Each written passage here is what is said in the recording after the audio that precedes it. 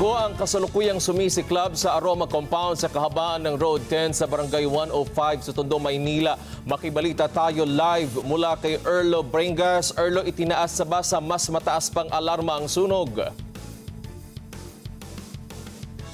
Yes, Wedge, nasa task force sa Charlila ito nagaganap na sunog dito sa bahagi ng Road 10 sa Barangay 105, Tondo, Maynila. Kung nakikita nyo sa likuran ko, tuloy-tuloy yung pagbagsak ng helicopter mula sa Bureau of Fire Protection para apulahin yung sunog dito mismo sa mga lugar. Actually, ito may tatlong may gusali na nadamay. Hindi pa natin exactly as of now alam yung detalye kung ito ba ay warehouse na or factory or something na paggawaan. Pero may mga residential na nadamay dito sa area na naganap na sunog. Ayon sa Bureau of Fire Protection, alas 9:47 kaninang umaga agad na dinaas sa unang alarma itong sunog. Ngunit makalipas ang isang minuto, inakit na agad ito sa ikalawang alarma dahil sa mabilis na pagkalat ng apoy at sanin-sanin dikit-dikit pa kasi yung mga barong-barong na gawa sa light materials. Hanggang alas 9:55 kanina,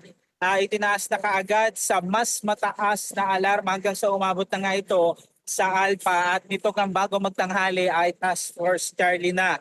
Nagtulong-tulong din ang mga bumbero mula sa iba't ibang distrito ng Maynila kasama ang fire volunteers. Magkatuwag naman ng Manila Disaster Risk Reduction and Management Office o MDRMO at ang Department of Social Welfare and Development upang ilikas ang mga residente. Kaugnay dito, nagtayo na rin ng local units, ang local units ng temporary evacuation centers at naghanda na rin ng relief assistance. Hanggang sa ngayon ay wala pang napapaulat na casualty or nasugatan dahil hanggang sa ngayon ay patuloy na inaapula itong sunog dito sa lugar.